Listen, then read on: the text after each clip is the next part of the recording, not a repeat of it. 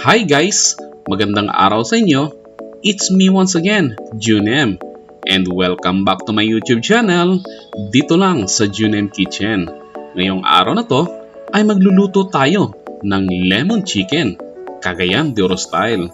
Panuorin niyo ito hanggang sa dulo guys, dahil kakaiba ang sarap ng lutong Cagayanons. Pero bago tayo magsimula, ay inanyayahan ko muna kayo na mag-subscribe dito sa aking channel at i-click nyo na rin ang bell button para ma-inform kayo sa mga incoming videos natin.